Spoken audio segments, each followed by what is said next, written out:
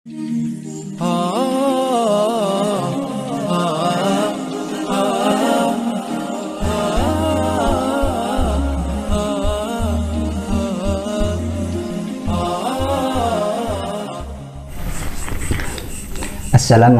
warahmatullahi wabarakatuh. Bismillahirrahmanirrahim. Alhamdulillah, selamat datang ke channel kami. Namun sebelumnya kami sampaikan bahwa video ini kami buat dengan tujuan untuk mengarsipkan hasil belajar kami dan dengan tujuan menyampaikan ilmu yang sudah kami pelajari. Oke, langsung saja. Dalam kesempatan kali ini saya akan menjelaskan beberapa hal terkait kewajiban kita terhadap mayit. Sebagaimana apa yang disampaikan oleh Syekh Nawawi Al-Bantani dalam kitabnya Kasyifatus Sajah, syarah dari kitab Safinatun Najah. Beliau mengatakan alladzi yalzamu lil mayyiti arba'u khusalin. Ada 4 hal yang diwajibkan kepada kita terhadap mayit. Pertama, ghusluhu. Kita wajib memandikan mayit, kawannya. Tentunya dengan aturan ketika mayitnya laki-laki, maka yang memandikan juga harus laki-laki. Dan ketika mayitnya perempuan juga harus perempuan, seperti itu kawan. Kecuali apabila mayitnya adalah masih bayi, maksudnya intinya mayitnya masih bayi, kawan, atau mayitnya adalah orang yang memiliki 2 kelamin, maka laki-laki ataupun perempuan boleh memandikan mayit tersebut. Beda halnya ketika kita terhalang untuk memandikan mayit itu, seperti contoh apabila kasusnya adalah mayit dari korban kebakaran, dan apabila kita siram menggunakan air, mau tidak mau mayitnya akan rontok dan rusak. Maka ketika kasusnya seperti itu, kita sudah tidak lagi diwajibkan untuk memandikan si mayit, akan tetapi cukup bagi kita untuk mentayamumi mayit tersebut. Kita cukup tayamumkan saja mayit tersebut.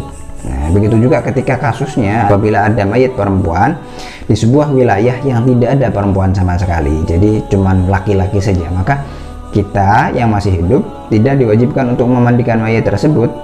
Jadi kita cukup mentayamumi mayit tersebut dengan menggunakan penghalang, jadi tidak menyentuh mayit perempuan tersebut secara langsung, seperti itu kawan ya. Adapun yang kedua adalah mengkafani, kawan. Kewajiban mengkafani ini sebagaimana apa yang disampaikan oleh Imam Asy-Syarqawi, bahwa baik laki-laki ataupun perempuan, menurut pendapat yang mu'tamad, beliau menyampaikan bahwa yang wajib itu hanya 3 lapis saja, 3 lapis kain kafan, dan selanjutnya adalah mensolati.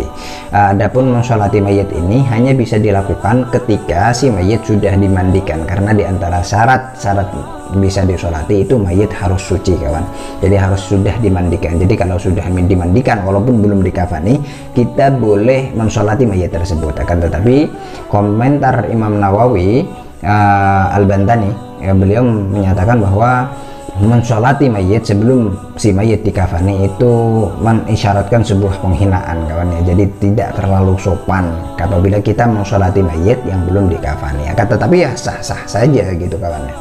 Kemudian setelah itu adalah menguburkan, ya, kita menguburkan selayaknya sebagaimana yang sudah berlaku di negara kita dan yang sudah diajarkan oleh syariat Islam, yaitu kita menghadap kiblat dan lain sebagainya, seperti itu, kawan.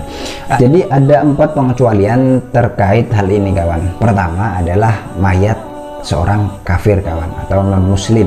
Jadi ketika kafir atau non muslim, kita tidak berkewajiban memandikannya, akan tetapi kalau kita ingin memandikan mayat mereka, maka boleh-boleh saja gitu, kalau tidak ada yang urus, maksudnya.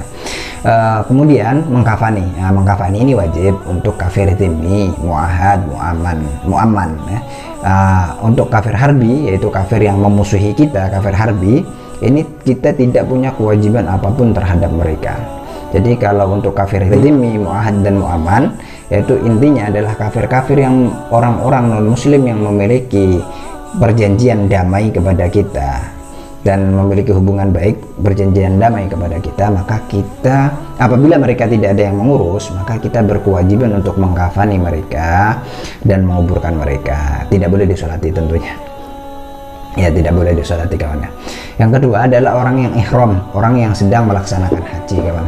Ketika si mayat adalah orang yang melaksanakan haji, kalau laki-laki, maka sebagaimana peraturan orang yang ihram laki-laki, yaitu tidak boleh menggunakan kain kafan yang berjahit dan juga tidak boleh menutupi kepalanya, kawan ya, karena waktu ihram juga seperti itu.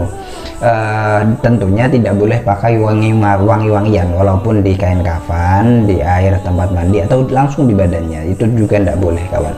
Kalau untuk mayat perempuan maka tidak diperbolehkan untuk menutup wajahnya sebagaimana ketika ihram, dan juga tidak diperbolehkan menutup telapak tangannya dengan sarung tangan sebagaimana yang terjadi di ihram, dan tidak boleh memakai wangi-wangian seperti itu. Jadi perbedaannya waktu dikafani itu kawan ya. Dan kemudian beliau menyampaikan bahwa Imam Nawawi Al-Bantani menyampaikan bahwa karena nusuk atau ibadah haji itu tidak batal dengan sebab kematian kawan.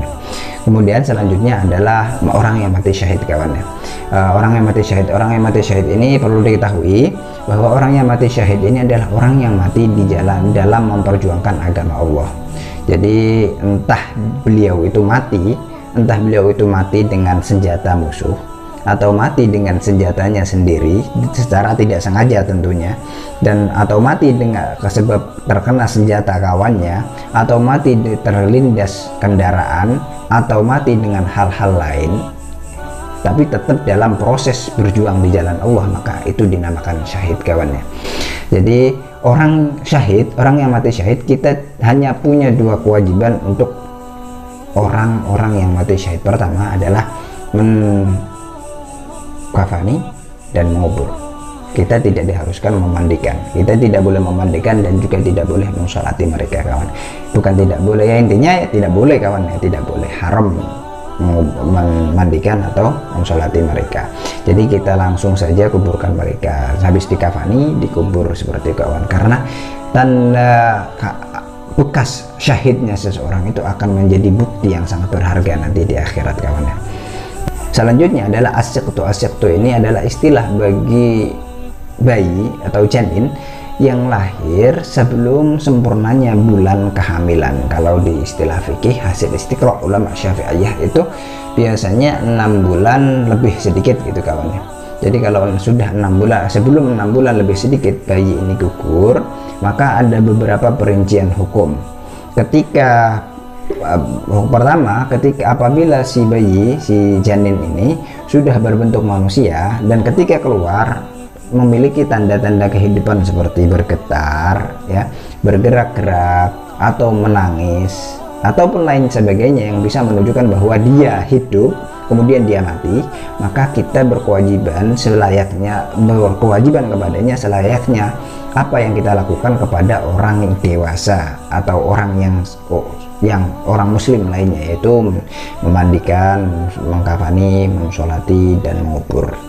Akan tetapi ketika si bayi ini yang keluar, yang gugur ini itu sudah berbentuk manusia, akan tetapi ketika sudah keluar tidak ada sedikit pun tanda bahwa dia pernah hidup, maka kita hanya diwajibkan untuk pertama memandikan, mengkafani, mengubur tanpa disolati kawan ya, tidak usah disolati. Dan yang terakhir, ketika si bayi yang gugur ini adalah apabila janin yang gugur ini masih belum berbentuk manusia dan juga tidak ada tanda-tanda kehidupan, maka kita tidak punya kewajiban apapun. Akan tetapi disunahkan untuk membungkus janin ini dengan kain dan kemudian dikubur. Seperti itu saja kawan ya. Semoga bisa bermanfaat dan bisa diamalkan. Sekian dari kami. Wassalamualaikum warahmatullahi wabarakatuh.